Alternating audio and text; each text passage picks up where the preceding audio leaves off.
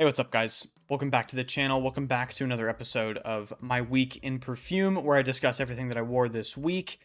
And guys, today I got a compliment. I'm officially an influencer. Use every affiliate link and send me free bottles, please and thank you. We're gonna be talking about an interesting situation where I actually received a rare, unsolicited, in the wild compliment, and the fragrance that sort of caused it. It might be my most complimented fragrance ever. So we'll get into that. I also wore some difficult, let's say, brands for me to enjoy this week. It's been a very interesting week. So if you enjoy this type of content, be sure to hit the like button, hit the sub button, and let's get right into what I wore on Monday. Now, typically I only feature the scent of the day in these videos, but on Monday I wore two things, and I want to cover both because I think they're both phenomenal. So in the morning, I woke up, I needed to get up early or whatever. I forgot for what, but I just sprayed a couple sprays of one of my favorite lavenders. This is Serge Lutens Encens at Lavande.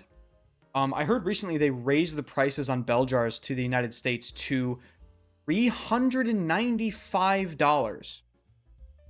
They were already overpriced. Now, I mean, I don't really understand what these brands are doing. At a certain point, no one's going to buy this shit. I truly wholeheartedly believe it. Like, nobody's paying that, bro. So, Uncle Serge, stop.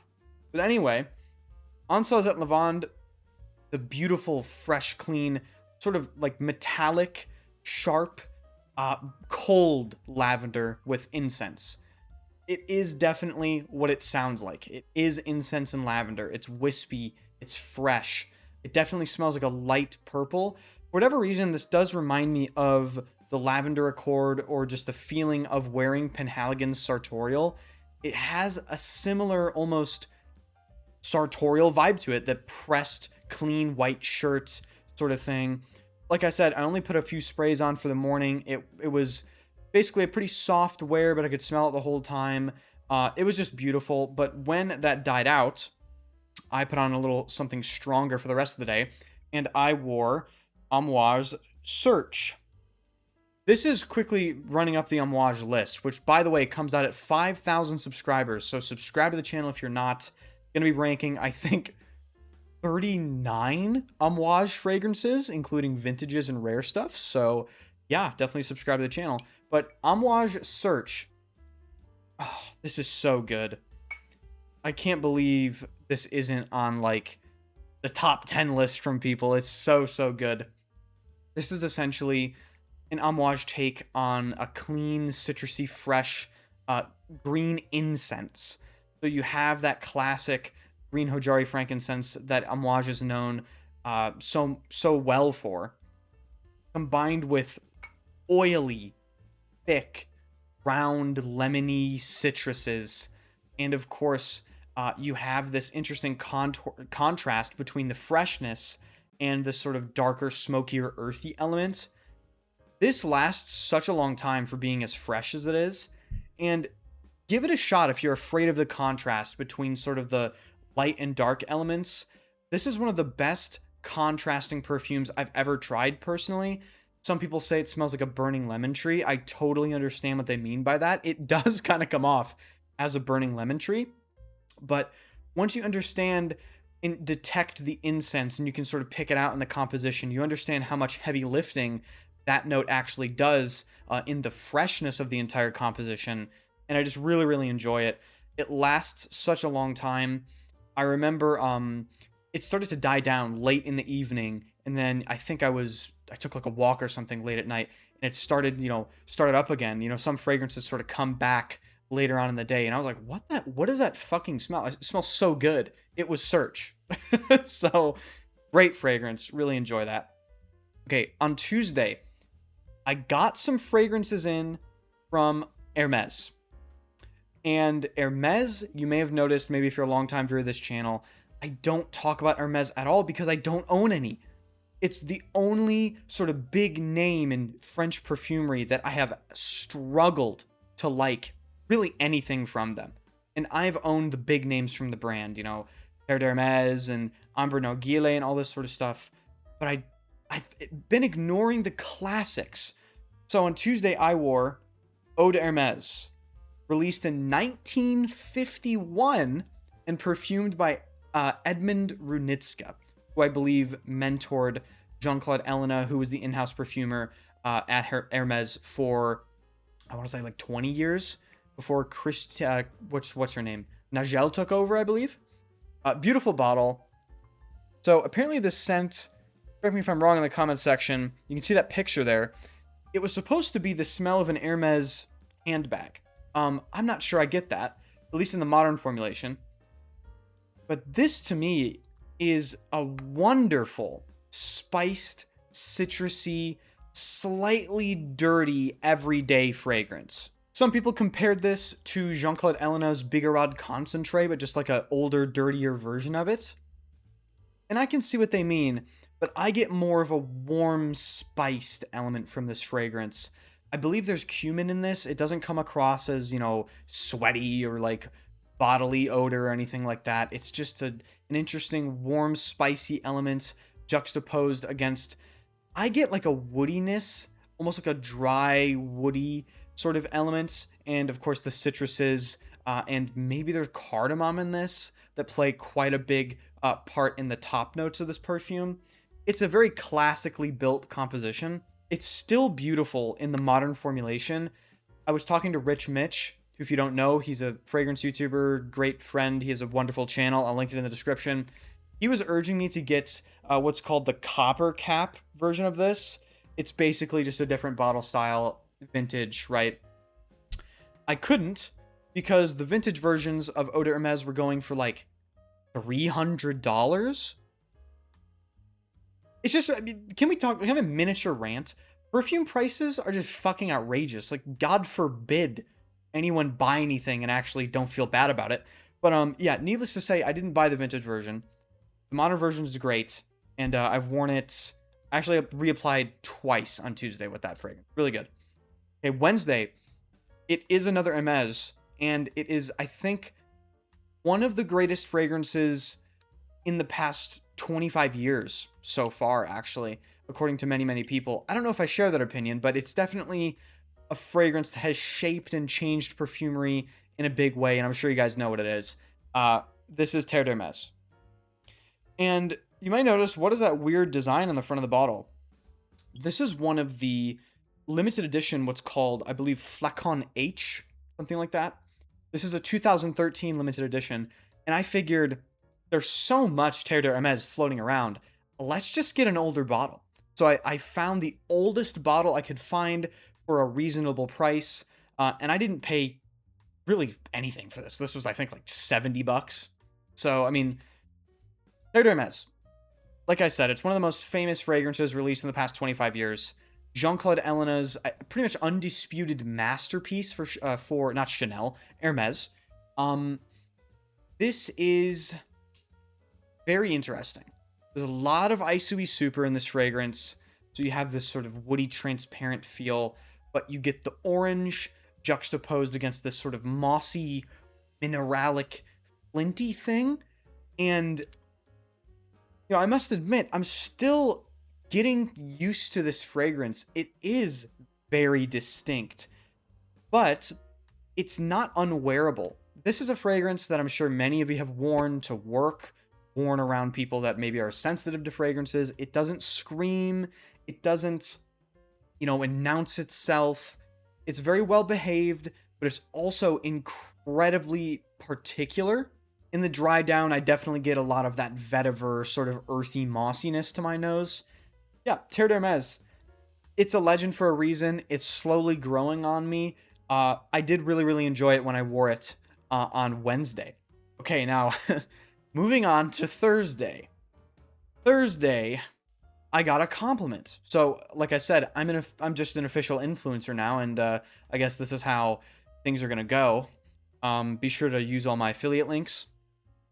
I went to drop a package off, and the, I guess, saleswoman or whatever, not saleswoman, but the fucking person behind the counter, my brain's fried, was like, "Oh my God, what are you wearing?" I believe her exact words were, "You smell incredible." I was like, whoa, like, incredible? That's good. It's not one of those compliments where you question whether or not it was a compliment. And the compliment was actually from Amouage King Blue. Ladies and gentlemen, I've said this many times on the channel. This is not a challenging fragrance. This is a mass appealing fragrance. Everyone loves this. This is not the first time I've been complimented wearing King Blue.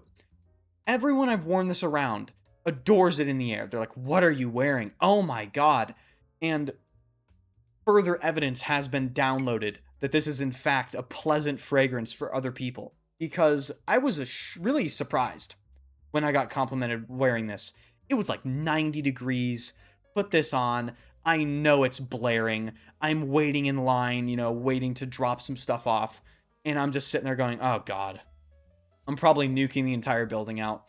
And it was funny because I was a good, I would say 6.5 feet away from her when she complimented me. So yeah, it was definitely pretty strong.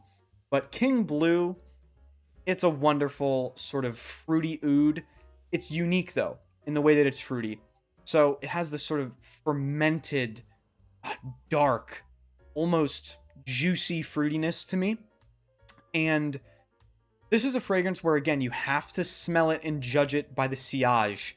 Smell it how it smells in the air, right? Don't shove your nose into your arm and smell it because you're going to get too much of that sort of slightly barnyardy, funky oud. In the air, it basically smells, as far as I can tell, according to my girlfriend, like a blueberry muffin. So it's a wonderful... it's kind of Amouage's take on something along the lines of Oud Maracuja or like maybe Bortnikov Dubai. This puts both of those fragrances to shame, in my opinion. It's the ultimate fruity oud in my collection besides the Moon. And I hold the Moon in very, very high regard. So King Blue getting compliments. I mean, go figure, right? Next up, on Friday, I wore something completely and utterly different, and I just quenched the fougere thirst. Guys, if you're a frag head, you know that eventually you just crave a fougere, and it's simple as that throughout the week. So I wore, this is Rogue Perfumery Bon Monsieur. This is essentially Manuel Cross's at Rogue Perfumery's take on something along the lines of Drakkar Noir. Mo from The Selfish Spray refers to this as the working man's fougere. You know, a doctor could wear this, a mechanic could wear this. It's just a really great, versatile, masculine, utilitarian smell. You smell like you pay taxes. You know what I mean? Like you smell as if you know what you're kind of doing. Has this wonderful sort of, I think of it as like a minty freshness in the top. It's with this beautiful, sharp, slightly metallic lavender and geranium combination, giving it maybe that mintiness. Geranium is sort of minty. Then you get this wonderful green aspect, oak moss, slightly musky, wonderful fougere. It's so clean, well worth the money, considering the perfume prices nowadays. All right, on Saturday, I wore something that I can't highly recommend, but I really, really enjoy. This is one of the newest releases from Les Indemodables, and it's also one of the most controversial. This is their new Parfum Sacré Opus 1. It's in this little teeny 15 ml that costs $6 per ml. I believe this 15 ml costs over $100. This very well may be the most expensive fragrance priced per ml in my entire collection. Just think about how outrageous that is.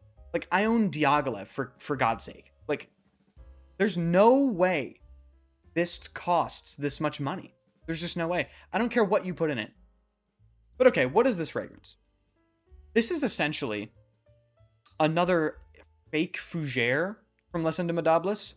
This whole thing regarding this fragrance was they had this new fennel material, and Antoine Lee made a fougere with it, and it was supposed to be anisec and using this interesting fennel extract.